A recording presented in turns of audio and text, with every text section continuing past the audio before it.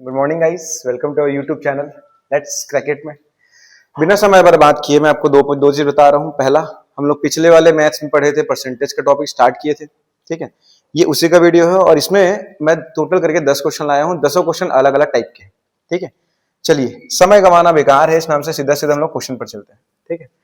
Question number 1, आपको question visible होगा या नहीं होगा, यही बस समस्या है। एक बार कंफर्म कर लेंगे आपको क्वेश्चन विजिबल हो रहा है, ठीक है। पढ़ के देखिए साथ ही साथ में। एक संख्या का 40% अगर 800 है, आई थिंक विजिबल हो रहा होगा। चलिए, ये प्रश्न प्रकार 1 है, ठीक है। पहले प्रकार का सिंपल वाला प्रश्न, ठीक है। क्या बोला है ये? एक संख्या का 40% 800 है, उस संख्या का 15% क्या होगा? बहुत इजी सवाल, ठीक है। दिया हुआ है 40% बराबर 800, पूछा है 15%, तो इसको मैं मान लूंगा x। परसेंट के साइड में परसेंट लिखना है, संख्या के साइड में संख्या लिखना है। आई थिंक आपको पिछला वाला यूट्यूब वीडियो देखे हैं तो ये चीज समझ आ गई होगी। x का गुणा कर दूंगा मैं 40 से, 15 का गुणा कर दूंगा मैं किससे? 800 से। काटूंगा तो ये हो जाएगा 20 टाइम्स में 15 इंटू 2 यानी कि कितना? 300 आएगा। ऑप्शन नंबर ए सही हो जाएगा, ठीक है। ये बहुत इजी सवाल था। सेकंड पर आते हैं, जो कि बताता है मूल्य और खपत को, ठीक है। क्वेश्चन नंबर 2 किस पर आधारित है? ये मूल्य प्लस खपत पर। इसमें दैनिक जीवन से रिलेटेड क्वेश्चन रहते हैं। जैसे कि देखो, क्वेश्चन पढ़ेंगे आपको खुद समझ में आ जाएगा। बोला है अगर चीनी का दाम 20% बढ़ जाता है, मैं मान लिया कि पहले 100 रुपए प्रति किलोग्राम था चीनी का मूल्य, तो मैं 100 रुपए में 1 किलो खरीद रहा था, मस्त था, कोई दिक्कत नहीं था। अब चीनी का रेट बढ़ गया, कितना हो गया? 20% बढ़ गया तो कितना हो जाएगा? 120 रुपए प्रति किलोग्राम। जिससे अब मैं क्या चाहता हूं, मैं थोड़ा सा कंजूस आदमी हूं, तो 100 रुपए का 100 रुपए ही खर्चा करना चाहता हूं। मैं जो एक्स्ट्रा 20 रुपए बढ़ा हुआ है उसको नहीं दूंगा। तो ऑब्वियस सी बात है, हम लोग परसेंटेज के पिछले वीडियो में देखे हैं, जो रेट बढ़ा हुआ रहता है वही हमारा 100% होता है। तो 100% हो जाएगा हमारा 120 रुपए। और हम लोग को कितना रुपए बचाना है? देखो, 120 रुपए का अब किलो है, लेकिन मैं खर्चा करूंगा केवल 100 रुपए, तो मैं 20 रुपए बचा लूंगा। 20 रुपए को मैं क्या मान लूंगा? x%। जब मैं क्रॉस मल्टीप्लाई करूंगा तो आपको पता है क्रॉस मल्टीप्लाई 20 का मल्टीप्लाई हो जाएगा 100 के साथ, और 120 का मल्टीप्लाई हो जाएगा x के साथ। 20 को जब मैं काटूंगा तो ये हो जाएगा 6 बार में। x का मान आ जाएगा 100/6 या 50/3, जब 2 से काटूंगा तो या फिर आ जाएगा 3 एकम 3, 3 छक्के 18, बच गया 2/3, 16 सही 2/3। ऑप्शन नंबर बी सही हो जाएगा इसका।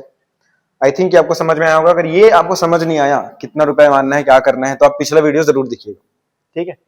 अब आते हैं क्वेश्चन नंबर 3 पर, क्रमिक परिवर्तन। क्रमिक परिवर्तन थोड़ा सा कॉम्प्लिकेटेड हो सकता है आपके लिए, क्योंकि इसमें आप लोग को एक तो फॉर्मूला याद करना पड़ेगा। फॉर्मूला क्या है? अंतिम मूल्य बराबर प्रारंभिक मूल्य, यहां पर रहेगा 100 प्लस माइनस a बाई 100, ऐसे करके 100 प्लस माइनस b बाई 100। अब ये plus minus a plus minus b क्या है? जितने प्रतिशत वृद्धि या कमी हुई है, वृद्धि हुई है तो प्लस a, कमी हुई है तो माइनस a, वृद्धि हुई है तो प्लस b, कमी हुई है तो माइनस b। ये आपका सिंपल सा कॉन्सेप्ट है। अब इस क्वेश्चन पर इसको फिट करके देखते हैं। एक टीवी की कीमत में पहले 10% की वृद्धि होती है, ठीक है। तो पहले हम लोग टीवी की कीमत मान लेंगे। जब मूल्य नहीं दिया रहेगा तो मानेंगे 100, और दिए रहेगा तो फिर कुछ और मानेंगे। मूल्य स्टार्टिंग वाला हो गया 100 रुपए। पहली बार क्या हुआ है? 10% की वृद्धि हुई है, तो ये हो जाएगा 110। 100 और 10 जुड़ेगा तो 110 बट्टे में 100। और दूसरी बार क्या हुआ है? 20% की कमी, ये घटा की जगह पर बढ़ा हुआ है, ठीक है ना भाई। बढ़े हुए दाम में क्या हुआ है? 20% की कमी, तो 100 माइनस 20, या मैं इसको सीधा 80 लिखूं, आपको समझ में आ जाएगा, ठीक है। लास्ट ये हो जाएगा 80 बाई 100। 00 से ये 00 कटा, ये 100 से ये 100 कट गया, तो लास्ट प्राइस हम लोग का कितना आ गया? 88। देखिए, स्टार्ट किया था मैं 100 से, आ रहा है 88, कितना कम हो गया? तो 100 लिया था 88 आ गया, मतलब क्या सही हो जाएगा? 12% कमी हो गई। 100 में स्टार्ट किया था, लास्ट में 80 आया, सॉरी 88 आया, तो कमी कितनी की हुई? 12% की, ठीक है। आय, खर्च और बचत, ये तीसरे प्रकार का सवाल है। इसके लिए भी एक तो कॉन्सेप्ट आपको समझना पड़ेगा। क्या कॉन्सेप्ट है भाई? बहुत सिंपल सा। क्या सिंपल सा? आपका जो आय होता है, ठीक है, वो 2 भागों में बंटता है। एक भाग खर्च हो जाता है और जो बच गया उसको हम लोग बचत बोल देते हैं या जमा बोल देते हैं। ठीक है, इस सवाल में क्या बोला है देखिए ध्यान से, गीता अपनी आय का 70% खर्च करती है। तो मैं आय तो मेरे को पता नहीं है, तो आय को कितना मान लिया 100 रुपए, खर्चा करती है 70%, यानी कि 70 रुपए खर्च करती है, 30 रुपए बचाती है। अब क्या हो गया, अब जो है आय 20% बढ़ गई। आय कितना था 100, वो बढ़ करके कितना हो गया, 20% बढ़ा तो 120 रुपए। और उसके खर्च में 10% की वृद्धि हो गई। 70 था 10% और, सॉरी 70 था 10% और बढ़ाऊंगा तो 7% और बढ़ जाएगा। 10 और 70 और 7 कितना हो जाएगा 77।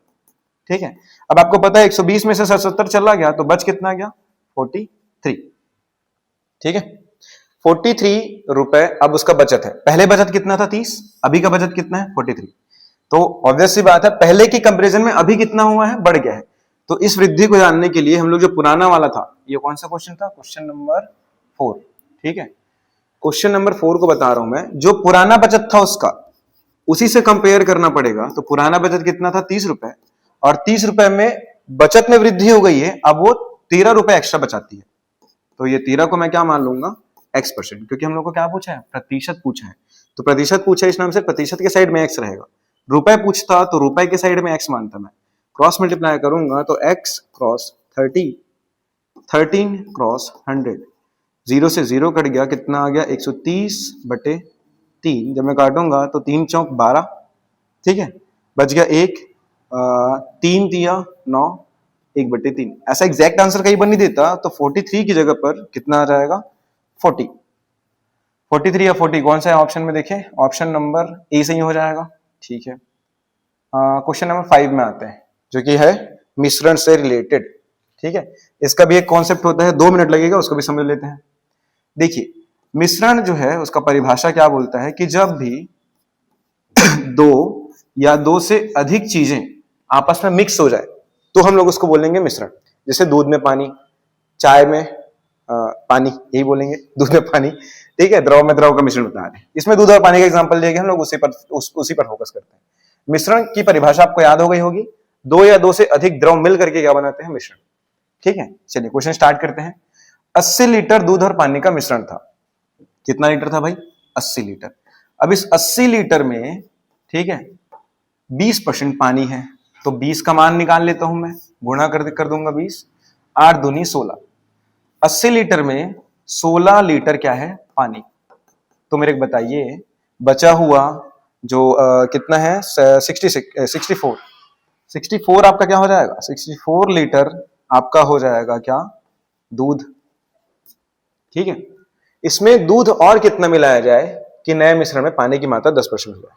देखिए चलिए हम लोग पहले जानते हैं वास्तविक मूल्य क्या क्या था। देखिए दूध कितना था और पानी कितना था, उसको देख लेते हैं। दूध था भाई आपका कितना 64 लीटर, पानी था आपका 16 लीटर। अब इसमें बढ़ाना क्या है, बढ़ाना है सिर्फ दूध की मात्रा, तो प्लस कर दिया मैं x। ठीक है, अब बताइए पानी की मात्रा क्या हो जाए, बोल रहा है 10%, यानी कि 90% क्या होगा, 90% दूध होगा। तो जो नया वाला जो परसेंट चेंज करेंगे वो 90 और 100 के रूप में रहेगा, सॉरी 90 और 10 के रूप में रहेगा। ठीक है, 90% पानी तो 10% क्या, दूध। जो कटेगा काट देंगे, क्रॉस मल्टीप्लाई करेंगे इस बार, तो 16 का गुणा 9 से, और इधर क्या रहेगा 1 का गुणा 64 प्लस x के साथ। ठीक है, 16 नियम जो भी आएगा उसको देख लेते हैं हम लोग। 9 छिका 9 छिके 54 का 4, हाथ में आ गया 5, 9 एकम 9, 9 और 5 हो गया 14, 144।